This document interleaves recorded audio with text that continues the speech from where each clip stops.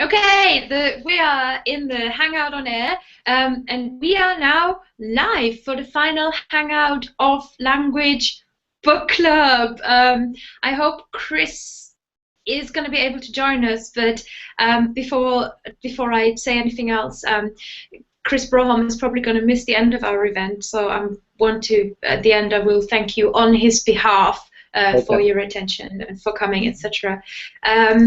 It's been fantastic, and just to everybody who's watching, a little reminder: all the deals on our books are valid for another 4-ish hours, probably. So a lot of the books end in the GMT time zone. I think mine runs on in whatever time zone you are. For example, the Vocab Cookbook for free. Fluent Forever has a deal on. We've had a $1 deal on French, Upgrade Your French. We've had a $1 deal on Make Words Stick, which is a vocabulary book from Ollie Richards. So this just goes on and on. So make sure you get the deals today on the 30th of January, and that's the end of the public announcement. You can find us on languagebookclub.com/books. And now I'm welcoming our final guest. Thank you so much for coming online talking to us. Aidan O'Rourke.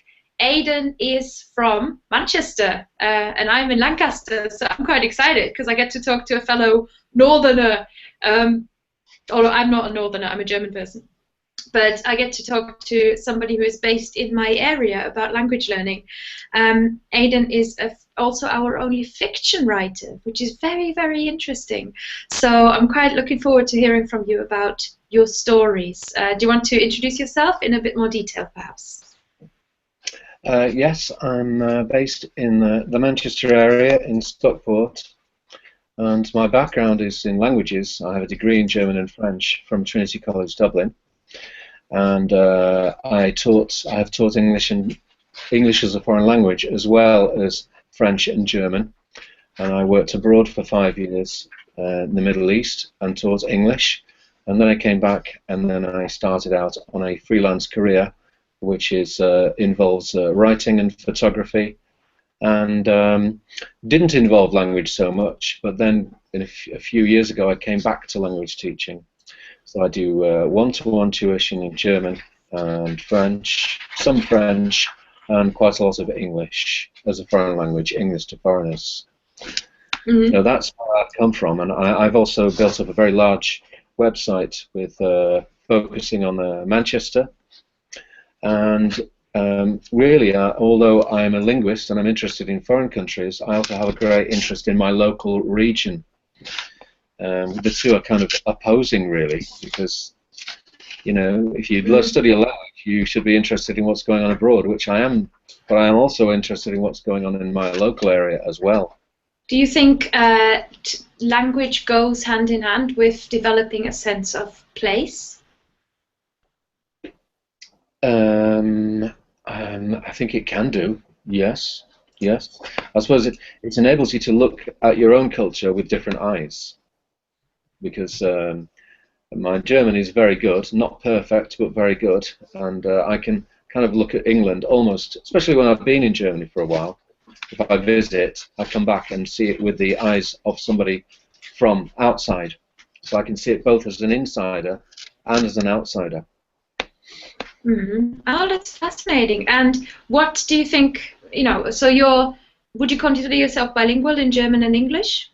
Not quite. I would love to be bilingual, but I have to be honest, I'm not quite there. I started learning when I was 15. It was a school subject, but I always found I was very, very good at it. Much better than French. It's my kind of star subject, really, over the years, and I still really, I'm just as keen now as I've always been. Mm-hmm.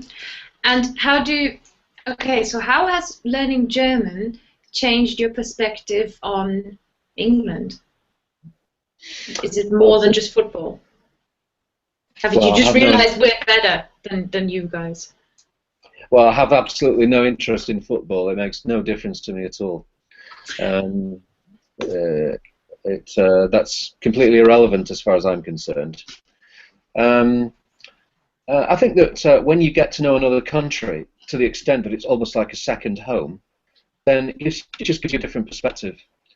it can be bad in some ways because you realise that things are better in the other country, but there's nothing you can do about it. That's people don't realise it. Like public transport is so much better there. We can't get public transport right here. We don't think we ever will. And it's frustrating, really, but because you know that they do it better in that other country, and yet people don't seem to realise. You know, do you know what I mean? So, at what stage of learning a language should a person? At what stage of learning a language should a person start to travel? Do you mean travel to the country that of the language of which you're learning? You can as early as you can, but it is also possible to study a language without visiting the country. But it does make a big difference when you go there and you are actually immersed in the country, and it's not just something in a book or something that you have to learn. It's actually people are actually using this to talk to each other. And that's what you get when you go to the country. You see that it's not just something that you on paper or maybe a recording. It's actually people actually use it to communicate, and that's what you get when you go to the country. And of course, if you can understand some of it, well, that's fantastic. The more you can understand, the better. I understand everything. When I overhear German people talking in German, I understand everything. And how does it feel? Like a sense of achievement, pride? Oh, absolutely, yes. The fact that I learned German as a school subject and only started when I was 15 years old is definitely very proud of my achievement in German. Fantastic. Okay, so tell me about how writing comes into your language learning process, or do you write fiction for language learners as a part of helping them develop? Not really, no. This is a new. The book, the novel, is a new departure. Because fiction, I've not really written very much fiction. My main writing has been non-fiction, and mainly about Manchester and the Northwest. So it's a completely new departure to start writing fiction. And what drove you to do that? I just got the story. The story came to me. Like other stories, you might get an idea for a short story, and it just becomes real, and then you just have to write it down. And with this one, it became very, very real. I got the first idea, the framework for the story, just out of the blue, and then I gradually developed it, and it went through many revisions and many changes, and then eventually I finished it just in November. After 4 years, on and off. 4 years? On and off, yeah. Not the whole time. I was doing other things as well. Yeah. So it's really, it's been a bit of a passion project to get this story out and tell it to people, I presume. Well, it's just more a question of finding the time. If I had more time, then I probably would have done it quicker. But because I'm working and teaching, and I have my other things, it's one of a number of things, really. So it's a question of time. But eventually, I completed it. It's been through many, many revisions, and I've had people who've given feedback, and on that basis I've improved it. But although it's a fiction and it's YA, young adult, and it's nominally it's fantasy, underlying that is the fact that I come from a teaching background, and I want to. It is fundamentally about education and about how you improve, and about how you can overcome obstacles, maybe obstacles in your mind that are preventing you from learning better. And in the story, the main character has problems at the beginning, overcomes them, and then you have to read it to the end to find out what happens. So tell us a little bit about the story. This is very, very relevant to so many language learners, and all throughout today we have heard the story of how you can stand in your own way, and how much, how many things there are in your head, and techniques and stuff that you have to get right, and self-doubts. So I'm really keen to hear more about this. So who is your main character? Well, the main character is a 17-year-old, half Chinese, half English student, A-level student. Mm-hmm. And she is studying at school. She's doing A-levels. And then she has problems. And she goes for a walk in the woods on Alderley Edge, which is just south of Manchester. Yeah. And there she meets a Chinese princess from an ancient dynasty, and the Chinese princess then helps her and becomes her mentor, and then she visits her every month on the edge at the new moon. So it's all a bit new agey and a bit influenced by Chinese culture as well. Mm. Oh, so the edge is Alderley Edge. Yes. Ah. You know Alderley Edge. Yeah, yeah. Well, I used to live in. I used to work in Wilmslow. Really? And live in Levenshulme. Yes, yes, and I've lived in Fallowfield as well because I went to Manchester University for my masters. So I know Manchester. I love Manchester. Yeah, yeah. I've been a northerner, a chosen northerner. In German we say Wahlheimat, your home of choice. Mm-hmm. I've been a chosen northerner since 2003. I've lived in Preston. I've lived in Manchester twice. I'm a northerner. I can even do a northern accent. Okay, so Ivana's got a question for you. Could you give us your insight into learning languages through literature? She says, I remember how excited I was when I finished my first book in English. Ivan, you're not English?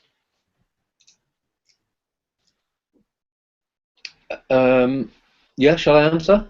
Yes, please, sorry.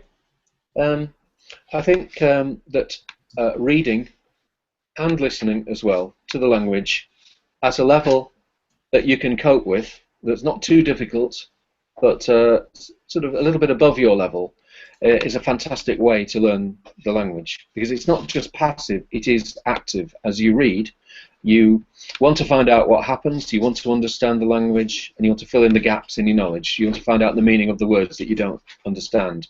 You can do that partly through context, and you can look it up in a dictionary.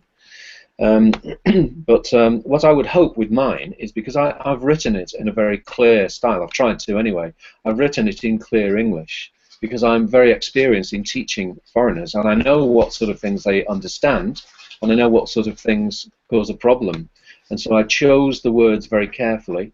I avoided too many examples of colloquial language, and ultimately, I want people to be able to read it easily, that they can. It's not too difficult to read, and yet it's an interesting story, and it's authentic, and the language is authentic. And then by reading it, and it's quite long, but if you get into it and enjoy the story, then it can be very, very beneficial, because you can pick up a lot of language. Mm-hmm. So is storytelling? What is your perspective on storytelling in general in language learning? Do you use it in your lessons when you teach? Not very much, no. No, I don't. This is, as I say, it's a new departure. Up till now, I've always used journalistic methods. I just take, it's always been like that, doing A-level German and A-level French. You use newspaper, articles. It's an integral part of the material that you use to learn, especially at A-level.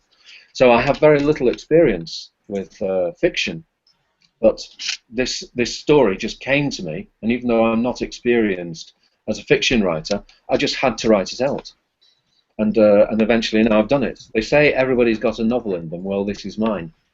Mm-hmm. And so you're feeling very passionate about it. One of the things that I found really fascinating was that you said this is a book for English learners, but it's also a book for Chinese learners. How does that work? Well, anybody who's interested in Chinese culture will be curious, because there is a lot of Chinese language in the story. As I say, it's dialogue. Snippets of dialogue are in Chinese. Only a small amount, but enough to arouse people's curiosity and to provide an extra element. Also, the names of the chapters are all in Chinese. So it has an overlay of Chinese language and culture. Mm-hmm. But it's a story that's set in northwest England in contemporary times. And why Chinese? What fascinates you about Chinese? Well, there is a story about that because my language is German. So why shouldn't I have a German princess in the woods? But for British people, a German princess in the woods is not as exotic and doesn't have as, it's not as sort of foreign and mysterious as a Chinese princess. So I decided to go with Chinese. Plus, I've worked in Hong Kong, and I'm very interested, and I've learned some Chinese characters. And through the book, I've also learned some Mandarin Chinese. I did some Cantonese as well before I went to work in Hong Kong. So I'm interested in Chinese culture. Ah, And I so also have, yeah. so you're saying you worked in Hong Kong. This is really, really interesting. That how did you come to working how you do today Well, and living where you do today? Sorry, say that question again. Oh, working and living where you are today. Well, previously I was working in full-time education, and then after my 5 years in the Middle East, then I came back and embarked on a freelance career outside full-time education, and that was to do with media, photography, writing, web design, quite a number of different things. And then I've tried out different ideas, different projects. Some have been successful, some not successful, and then this is the latest one, really. I'll show you the cover. That's actually not the latest cover, but just to give you an idea of what the cover looked like. Okay, so it's Stargirl Off the Edge, Yeah. a 17-year-old English student who meets a Chinese princess. And is the Chinese princess real, or is she a ghost or a That's an interesting question. You have to read it to find that out. Can you give us a little bit? Well, what is real and what is imaginary? When people self-hypnotize themselves, some things can seem real, and yet they're not. But this is a question, an interesting question. In the first version, it was like an alien, actually. The first version, she met an alien, and then I changed it because I was embarrassed when I was telling people the story. So then I changed it to the Chinese, and then that went down a lot better. So, is this? Do you think this is a standard sort of book writing process? I think it's really great that to hear that you weren't precious about your story and your book. Absolutely. The first version was actually had huge flaws, lots and lots of things wrong with it, and then I actually completely rewrote it. Still retained the main elements of the story, but I rewrote it again with different characters. Still with, well, in the Chinese, there was a minor Chinese element, and then I upgraded that. Previously, the main character wasn't half Chinese girl; she was pure English. And then I realized, a friend of mine suggested you should make her half Chinese because then you can draw in Chinese culture and language, and it makes it more interesting. It means you have an ethnic minority involved in the story, and then you can bring in an outside perspective from a different culture. And so the Chinese princess represents the learning, the traditional Chinese learning, going back hundreds of years, and going back to ancient dynasties, which she's kind of reconnecting with. She's kind of lost contact with that tradition of learning and of self-improvement, and then she makes contact with that through this character that she encounters. Tell me more about the Chinese tradition of self-improvement. Just that there's a very, very strong tradition in Chinese culture of propagating wisdom and the right way to do things, and certainly the idea that you can improve your mind through self-discipline and through learning, and Chinese calligraphy, all these different arts contribute to building a better person, and that seems to be something that's absent in Western culture. And is that something that you try to bring into your life? Well, for me personally, not particularly. It's just something that I've drawn on. There are lots of different elements in the story, and I think that's something important. The original inspiration came from a student I was teaching German to, and she was having terrible problems. She was had a crisis, and she was out of her depth at her school, and she was doing very, very badly.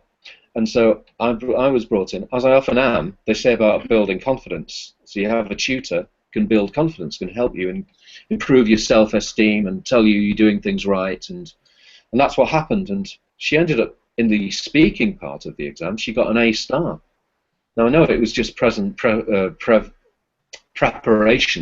The GCSE language exam, a lot of it is preparation. You're prepared talk. If you prepare it well, even if your German is not very good, you can still do well. Well, that's what we did, and she got an A star. And her final grade was B, and she had been getting a D before. And so I got this idea, well, if only there was a way you could somehow improve someone's ability to learn. And then the first idea was having an alien with a strange device or something she could bring into school. And then I changed that to Chinese, but then with a pendant, a malachite pendant that she brought into school to channel the energy to help her to improve. Oh, I wonder if the idea of the confidence building charm pendant item could really work. Sometimes I have previously written on my blog, and sometimes people talk about switching yourself into language mode, or surrounding yourself with items from that particular country, or something that really just gets your brain going. In a foreign language. And what might be really interesting is to sort of think about whether you could really, whether you could wear. I mean, I have a lucky ring that I wear when I get nervous, and it's almost the same thing. It's this sort of confidence-building charm. Do you think there's something to that?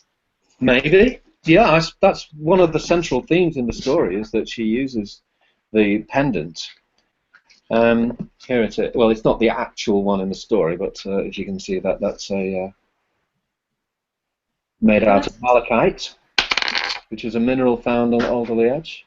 So she takes that into school secretly, and then she kind of holds it like that, and then keeps it close to her, and that helps her to improve. She feels it's got a special power. But then it gets stolen, and then suddenly she goes to pieces when it's stolen. Oh my God! This is quite a story. This is quite a ride, and yeah, you're really selling it now. I'm really interested in it. Oh, I'm just telling that's what happened in the story. Can I mention another very, very interesting thing, and that's to do with dyslexia. And actually, my sister's two sons have dyslexia. So it's in the family.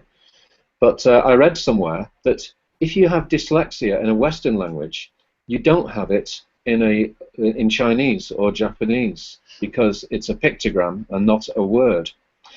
It's actually dealt with in a different part of the brain, because he was brought up in Japan, but with American parents, or maybe one Japanese, one American.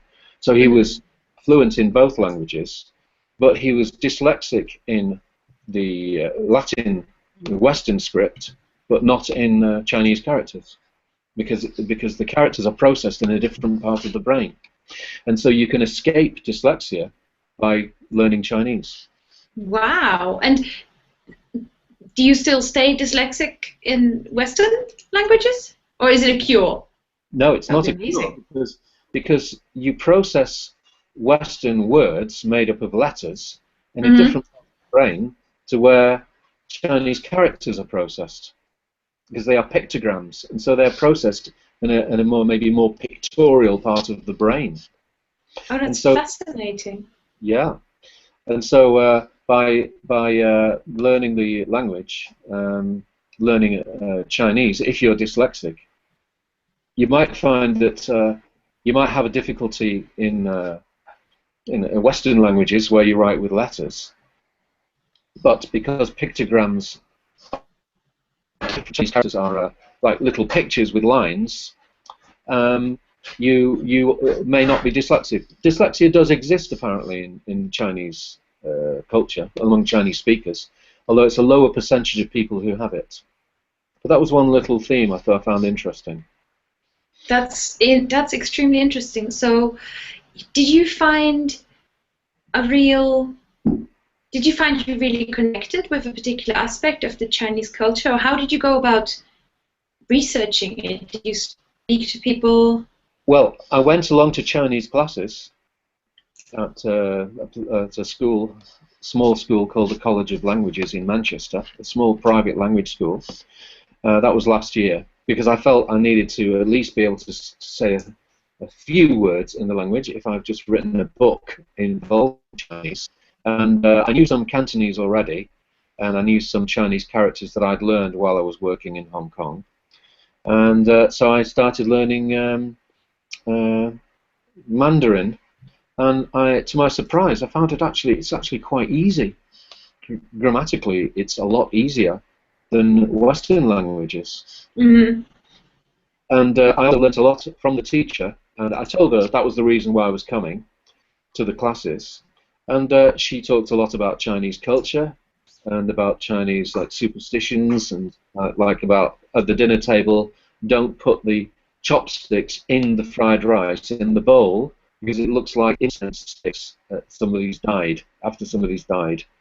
And don't point the teapot at somebody because it would be considered aggressive. Oh wow! Don't point the teapot. Do not point that teapot. No. I mean, there is that very old hat, which I'm not sure really is. I think it's been disproven or it's been debunked, that myth. But I always heard you don't bring flowers along to anybody in China because flowers are synonymous with death, or at least the Chinese word for flowers sounds a little bit like the Chinese word for death. Well, I'm not about the flowers, but certainly the number 4 sounds like death. The number 4 sounds like death. That's why number 4 is an unlucky number. But the number 8 sounds like wealth and prosperity. That's why the number 8 is good in Chinese culture. Ah, and also the color red is very meaningful in Chinese culture. That's correct? Oh, I love the color red. Yes, the color red is about vitality and power and life. Whereas here, the color red has got a negative meaning. But if you look at Chinese posters and writing, they just love that color red. I love the color red as well. Although my favorite color is blue, but I do love the color red. I agree with the Chinese. It's a fantastic color. And colors like mauve and purple, those are associated with death. And wow, so those themes are quite fascinating. Now, Yvonne is asking a lot of British literature has been turned into movies, and she says, do you see Stargirl Off the Edge going to the big screen? Well, that would be fantastic if it happened, but it is very, very difficult. It actually started off as a film script, and I think it would make a very good film because it's very visual, and I think the story could be. You'd have to simplify it and shorten it, but it has the elements of a good film, definitely. At this stage, though, I just need more people to read it. It can be very difficult to get people to read your book, even if it's free, because people need some encouragement. They need to be being told that it's already successful and loads of people like it. But I have some very fantastic, really positive reviews from people, and they're not just saying it to please me. I think they are genuine. They genuinely find it good. Fundamentally, I believe in the story. And I think it is good, but it is a problem what to do with it and how to promote it in today's world. And do you see yourself, speaking as somebody who has self-published, and I believe that's really the way to go. Not just as a non-fiction, as a person who has written non-fiction, but even in the sense of fiction writing.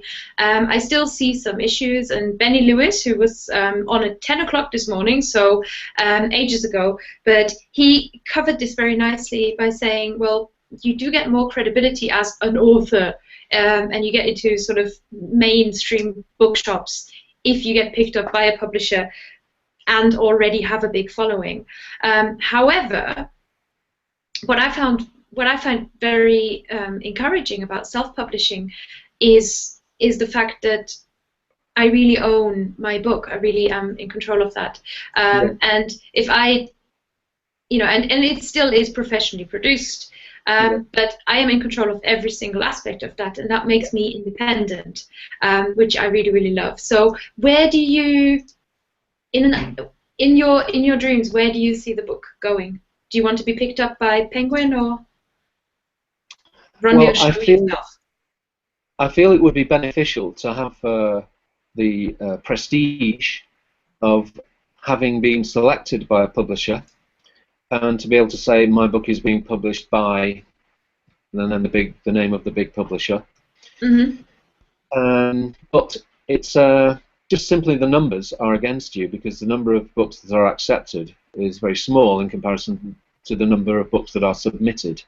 But what I'm planning to do is to send it to agents and just see what the response is. And if they think that there might be a possibility of finding a publisher, well, I'll look at that. But if I get the impression that it's very unlikely that it will find a publisher simply because publishers want people who are already established. Well, it's like a catch-22 situation. Well, how do you get established unless to get published? And Jared Romey remarked that certainly in terms of marketing and book tours, etc., it's you who does the work. No matter how you publish, they're not going to do that for you. If you have a publisher. Yeah. Okay, well, the alternative, because although it's a fiction, which is a big departure for me, I have huge experience writing non-fiction articles about the history of Manchester and about contemporary Manchester, and I've recently come back to my site, and I'm now currently, it's kind of, my site is being reborn actually, because I'm republishing material. I'm using WordPress. I was using my own content management system before, and now I'm taking the old archive material out of the old system and then republishing it. And what I want to do is build up my site to what it used to be, because a few years ago my site used to be very, very high in the search engines. And that's my plan at the moment. And so it's mainly non-fiction. That's my follow-up. That's my sequel to Stargirl Over the Edge at the moment. Is not another novel. Is actually working on my site and writing about Manchester and northwest England, and taking new photographs and then incorporating the old photographs and building up to a very, very large, busy and successful website. That's what I've decided that I want to do now.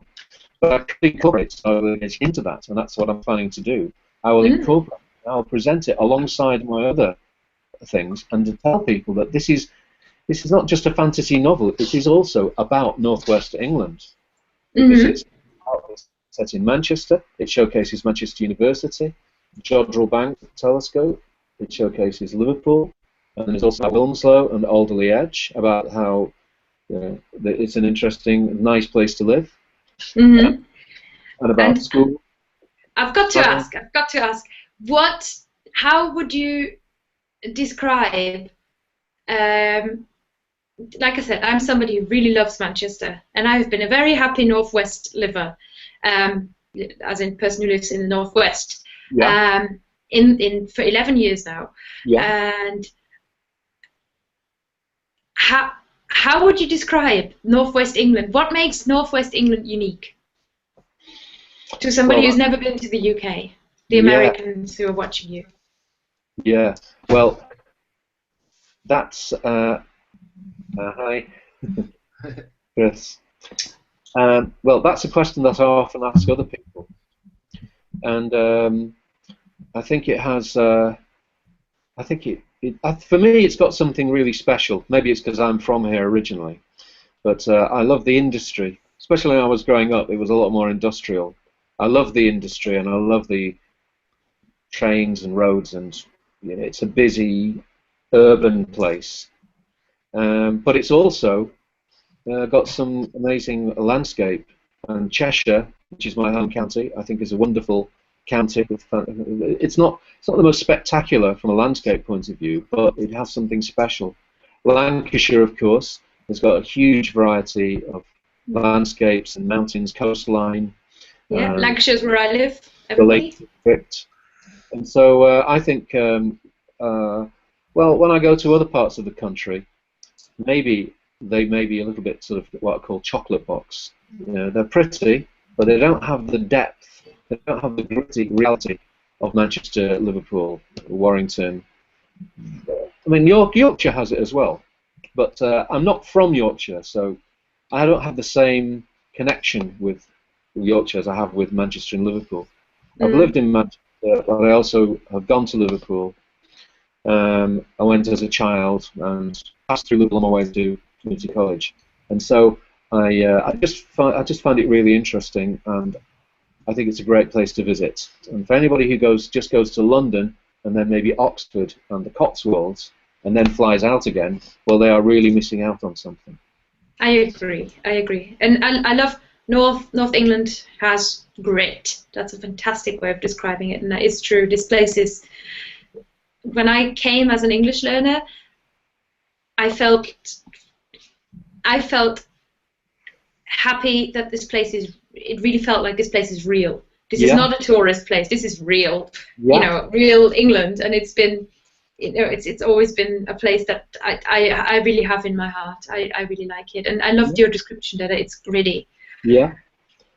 Well, I feel similarly about Leipzig and Dresden, because I feel at home. I felt at home from the first time I visited there, and I've kind of adopted that part of Germany. And other parts of Germany I'm really not keen on at all, just like there are other parts of England I'm not keen on.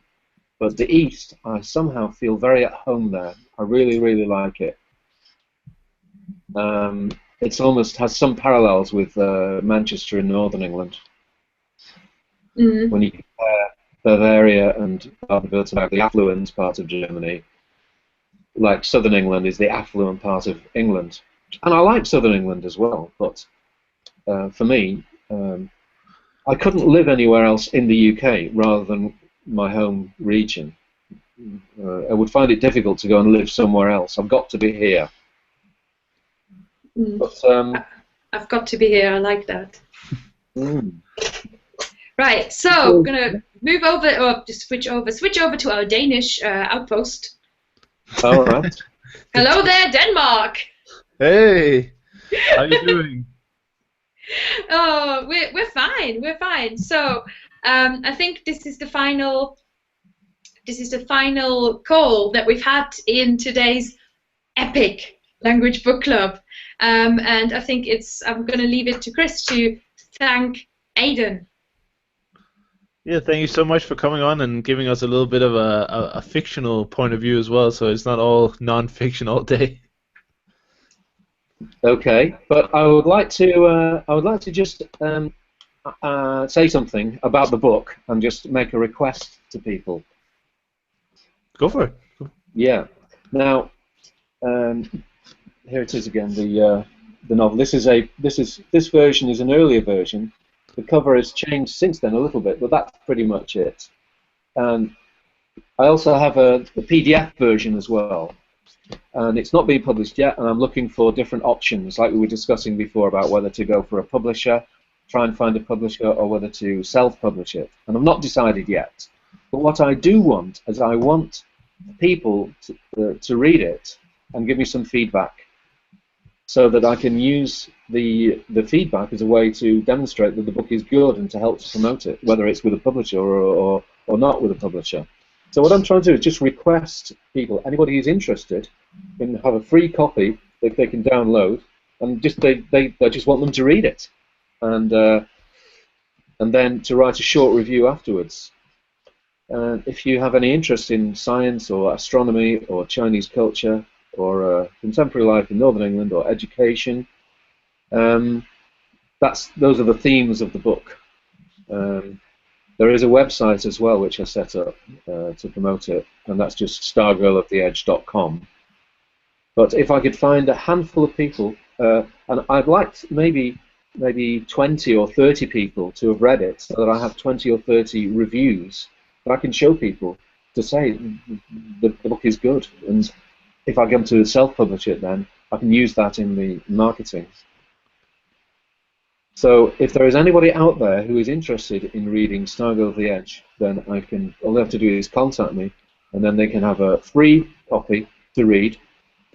And all I would ask is for them to give a short review. It could be a couple of sentences, or if they want to, they can write something in more detail.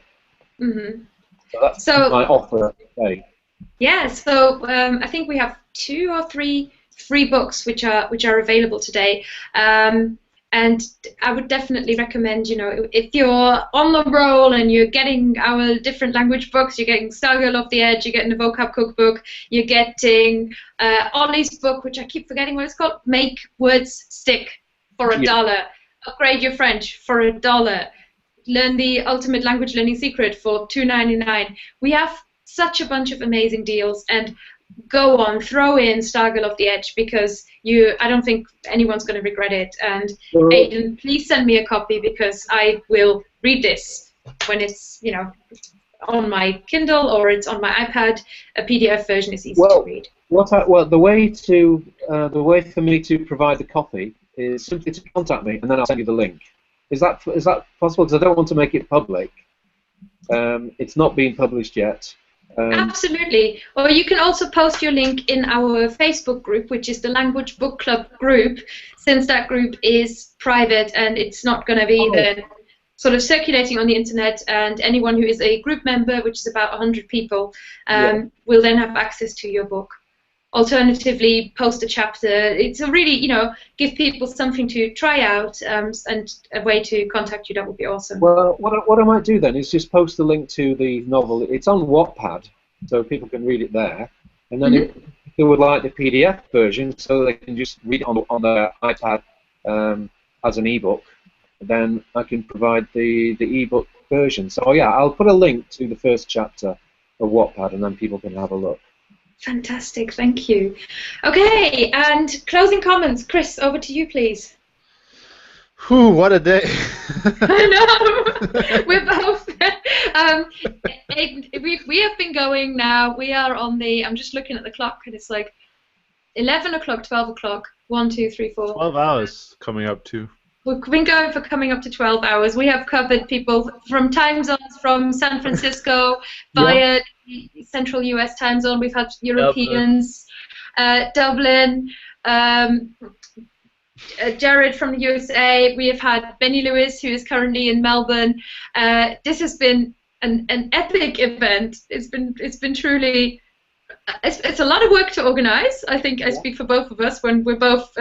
We've been drinking chamomile tea with honey and just desperately trying to hold on to our voices and our sanity throughout the day. But it's actually worked really, really well. Nothing's broken. None of the feeds completely crashed. We've had 9 live chats, video chats. We've had 11 chats altogether with Ollie Richards and Benjamin Hui, who taught us how to say his name.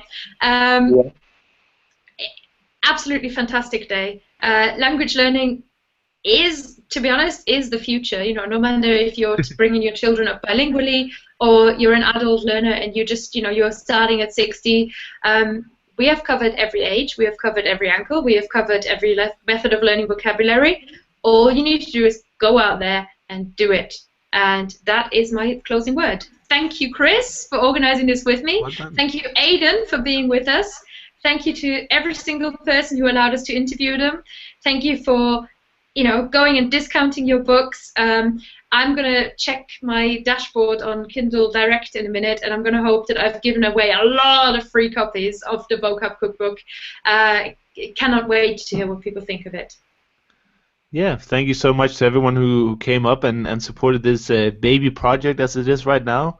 And I think I speak for both of us when we say that this won't be the last time we do the book club. And for next time, we'll, of course, we'll die to hear your feedback from this time so we can make it even better for next time. And just improve it and provide just an epic experience next time as well. And can I just say, Chris originally thought that maybe we should have this sort of 13-hour epic YouTube feed where people just come on and come off. I still think that's possible. We've covered the interviews between us, and we've gone mental with this. So yeah, but we did. I'm still like, whoa. I think it's possible. I just think that we should split it up alternatively instead of 3 or 4 hours in a row. So, Aidan, you have caught the tail end of our wonderful day. Really, really strong, epic day. First of all, I do want to say thank you to everybody who commented and asked questions to every single one of our featured authors. So much great interaction out there. People have been supporting and I noticed so many familiar names, and you guys are the superstars who kind of bring these concepts to life. I mean, we couldn't do it without you. So look forward to the next one. If no one had commented, it would literally just be Chris and me rambling at people. So, it's way better with you. It is so much better with you. Just like blogging, and writing, it doesn't work without the readers. So, you guys really, we need you very, very much. Exactly. And now we'll go sleep for ages. All right. Thank you, Aidan, for joining us at this Language Book Club event. It was an inaugural event, the first one that we have run. Chris and I are the behind-the-scenes organisers, and I hope you enjoyed talking to us too. Yes, I did. Yeah, thank you very much for the opportunity. No, you're welcome. All right, I'm logging out. Good night from Denmark. Good night from Northern England.